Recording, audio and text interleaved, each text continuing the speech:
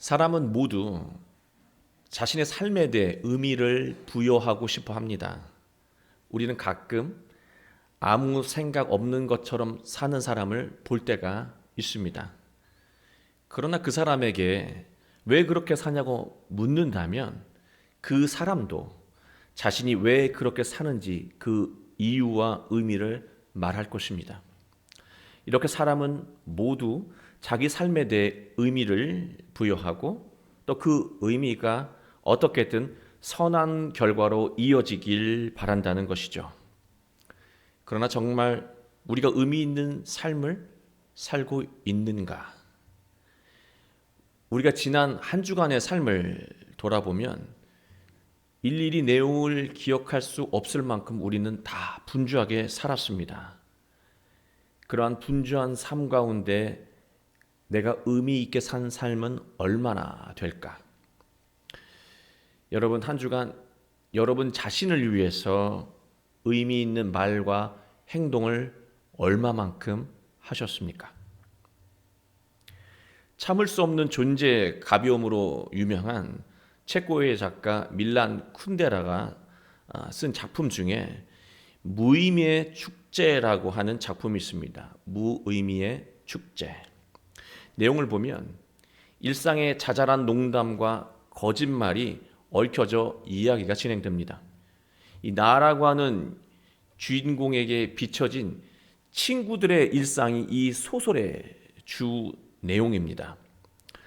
한 친구는 자신이 태어나는 것을 원하지 않으셨던 어머니와 이렇게 헤어지면서 마지막 순간을 잊지 못합니다. 그는 자신을 무의미한 존재로 여기고 또 돌아가신 어머니에게 죄책감을 느끼며 살아갑니다. 또 한 친구는요, 매 순간 삶의 깊은 의미를 찾으려고 사유하고 또 사색합니다. 또 한 친구는 이 파티를 기획하는 그런 일을 하는 사람인데 지금 상황이 어머니가 매우 위독한 상황 속에 있습니다. 또 한 친구는 배우가 직업인데요. 잠시 이 파티를 진행하는 친구를 돕는 일을 하고 있습니다. 이처럼 서로 다른 상황에서 살아가는 친구들이 친구가 아닌 다르델로라고 하는 사람의 생일 잔치에 초대되면서 저마다 소중한 깨달음을 얻게 되는 그 내용이 바로 무의미의 축제 내용입니다. 이 다르델로라는 사람이 생일 잔치를 한 이유가 있습니다. 자신이 암에 걸린 줄 알았어요, 이 사람은. 그런데 병원에 가서 다시 최종 진단을 해보고 나니까 암이 아닌 거예요. 너무 기쁘죠. 기쁜 마음으로 막 길을 걷다가 파티를 진행하는 그 친구를 만나고 문득 이런 생각을 하게 됩니다. 저 사실은 암에 걸렸습니다 라고 얘기를 하는 것이죠. 그리고 그럼에도 불구하고 생일 잔치를 부탁하는 거예요. 자기는 암이 안 걸렸는데 암에 걸렸다고 그러고 생일 잔치를 하는 것이죠. 생일 잔치를 하는 동안 아주 초연하고 성숙하게 이렇게 임하는 삶의 태도를 보여주면서 존경 어린 시선을 즐기고 싶은 거예요. 그래서 그는 이 생일 잔치를 요청했습니다. 이 파티를 준비하는 친구가 지금 어머니가 위독하잖아요. 근데 이 사람이 갑작스럽게 부탁을 해서 어쩔 수 없이 파티를 진행해 주기로 약속을 하죠. 이처럼 다양한 친구들이 다양한 의미를 가지고 이 생일 파티에 초대가 되었습니다. 실제로는 아무 의미 없는 이 잔치에 친구들은 저마다 의미를 찾으려고 해요. 사람들은 모두 자신의 삶에 대해 특별한 의미를 부여하며 살지만 알고 보면 특별하다고 여긴 이 모든 삶들이 다 무의미한 것들이 대부분이라고 하는 거예요. 작가는 독자들에게 무의미한 축제를 위해서 살고 있는 것은 아닌지 자신의 삶을 돌아보길 원하고 있습니다. 사람이 의미 있는 삶을 살지 못하고 무의미한 삶을 되풀이하게 되면 허무한 인생의 끝을 예약해 놓은 것과 다름이 없습니다. 무의미한 삶 가운데에는요, 겉으로는 화려하고 좋아 보이는 것들이 많이 있습니다. 그래서 우리가 그 무의미한 삶에 잘 속고요. 또 그러한 삶을 오랫동안 집착합니다. 그러나 그 속은 언제나 골마터져 있다라고 하는 거예요.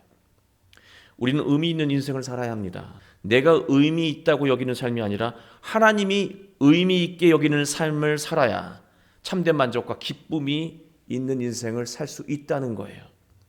왜냐하면 하나님이 우리를 하나님의 뜻을 담아서 하나님의 그 의미를 담아서 만드셨기 때문에 그래요. 우리가 가지고 있는 휴대폰을 보면 엄청난 기능이 있습니다. 그러나 여기 계신 대부분의 이 교우 여러분들은 전화 걸고 또 전화 받는 것, 그 기능만 사용합니다. 이 휴대폰의 기능을 거의 모르기 때문에 그래요. 우리 자신도 마찬가지입니다.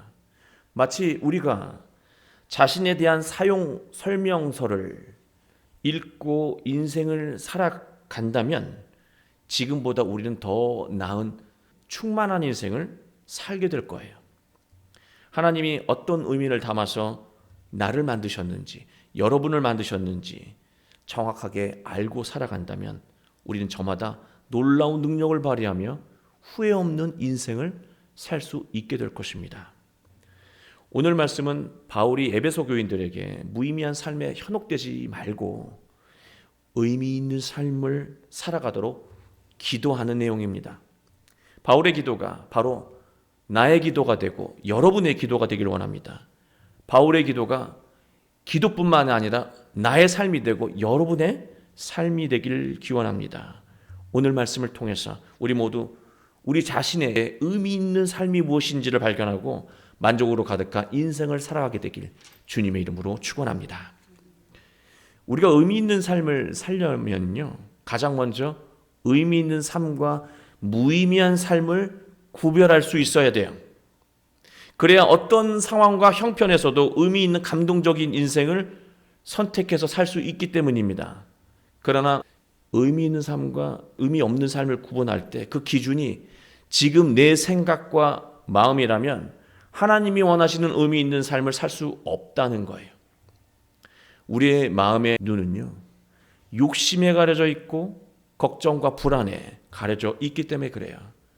우리 마음의 눈은 편안함과 안주함에 가려져 있고 순간의 쾌락에 가려져 있기 때문에 그래요. 이처럼 깜깜한 눈으로 결정하는 삶은 대부분 무의미한 삶을 선택하게 만든다는 것입니다. 우리는 마음의 눈이 밝아져야 해요. 마음의 눈이 밝아진 상태에서 삶의 의미를 선명하게 볼 수 있고 정확하게 판단할 수 있다는 것입니다. 마음의 눈이 밝아지는 경우는요, 단 하나뿐입니다. 17절 볼까요? 어디서 마음의 눈이 밝아지는지. 우리 주 예수 그리스도의 하나님 영광의 아버지께서 지혜와 계시의 영을 너희에게 주사 하나님을 알게 하시고 너희 마음의 눈을 밝히셨다. 지혜와 계시의 영, 바로 성령입니다. 하나님의 영이신 성령이 우리의 마음에 가득할 때 우리 마음의 눈이 밝아져요. 성령이 가득한 마음 상태로 삶을 보면은요, 자신의 삶을 보면 우리는 의미 있는 삶과 무의미한 삶을 정확하게 구분할 수 있다라고 하는 것입니다. 성령 안에는 하나님의 지혜가 있고 하나님의 계시가 있기 때문에 그래요. 그러나 여러분 잘 아시는 것처럼 지혜가 뭐냐고 물어보면 참 대답하기 어려운 거예요. 지혜가 무엇입니까? 라고 한다면 지식, 어떤 경험, 거기 속에서 묘하게 대답하기 어려운 것이 지혜예요. 솔직히 말하면 하나님의 지혜와 세상의 지혜는 참 구분하기가 어렵습니다. 그래서 사람들은 세상의 지혜로 살면서 하나님의 지혜로 산다고 착각할 때가 상당히 많아요. 그래서 우리는 시편에서 말하는 지혜, 잠언에서 말씀하는 이 지혜를 참고해야 합니다. 시편 잠언은요, 지혜는 하나님을 경외하는 것에서 나타난다고 설명합니다.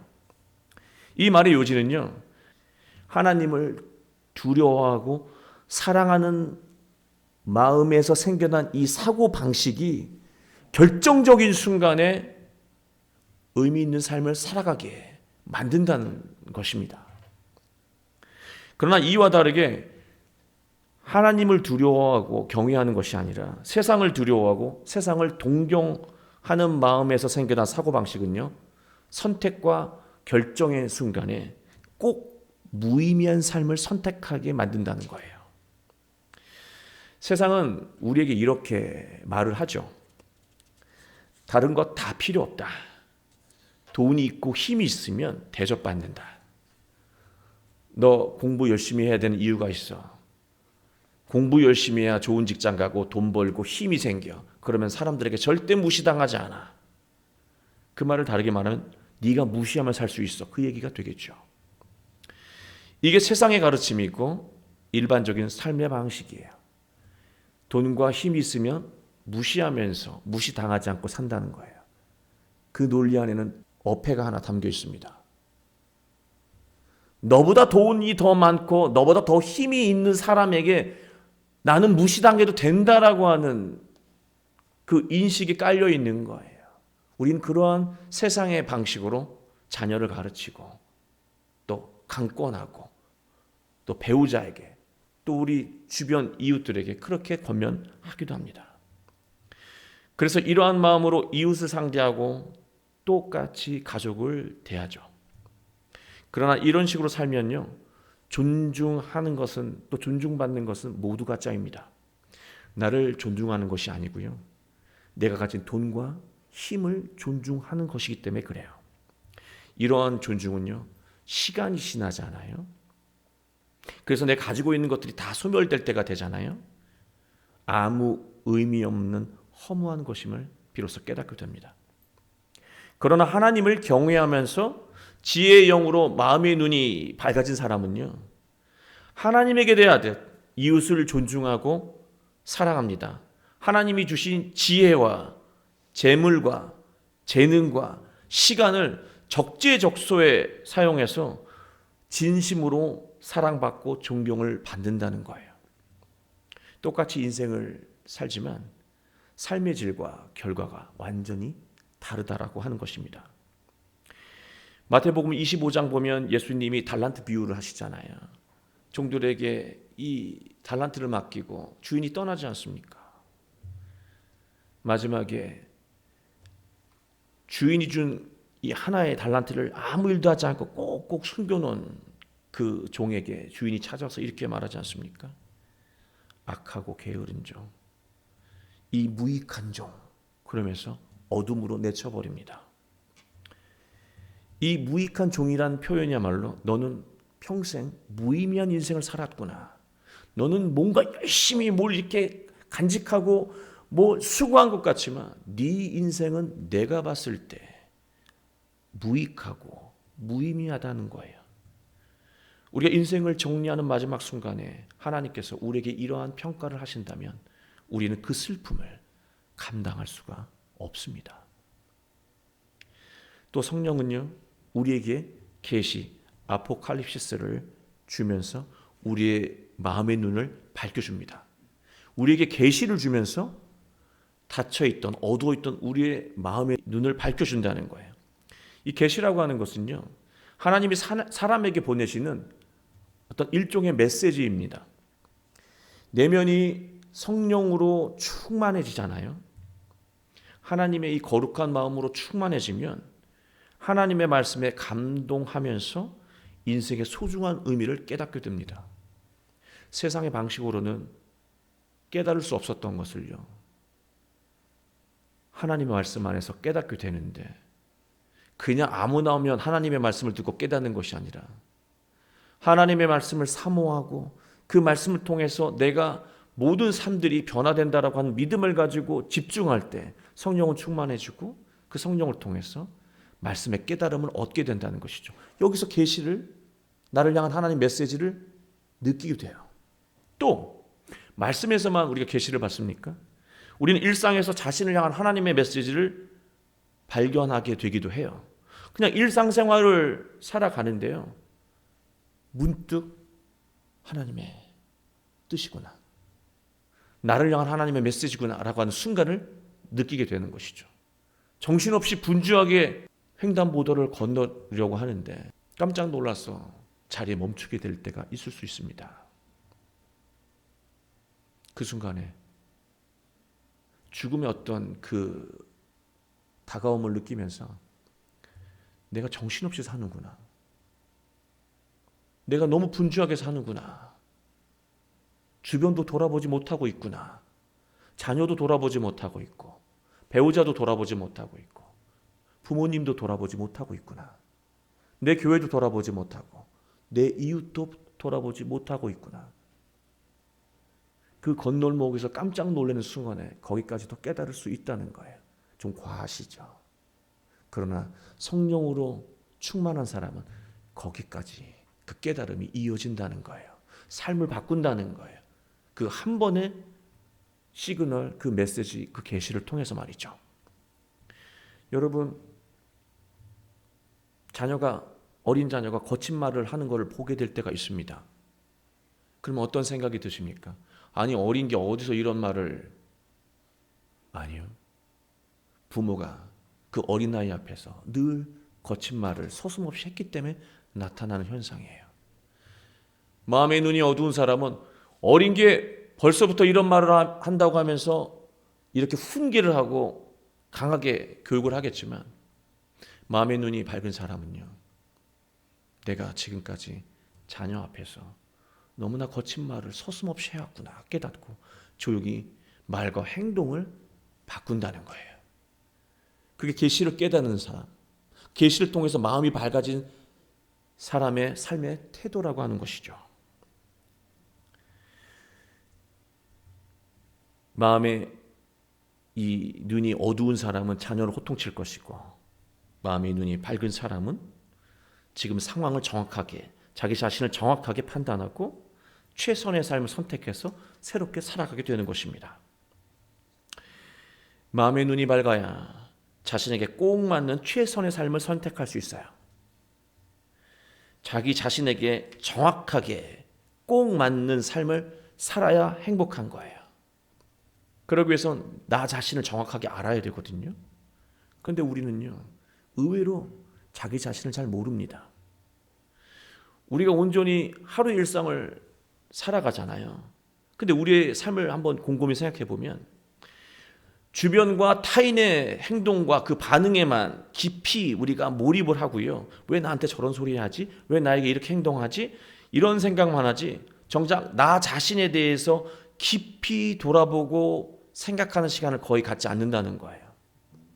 그냥 하루하루를 살아가면서 느껴지는 나의 어떤 이 감정이 있지 않겠습니까? 그 감정이 지금의 나라고만 생각하고 그냥 넘어가는 거예요. 왜 이런 느낌이 들고 왜 이런 감정이 드는지에 관심이 없는 거죠. 이런 감정이 드는 게 그냥 난가 보다.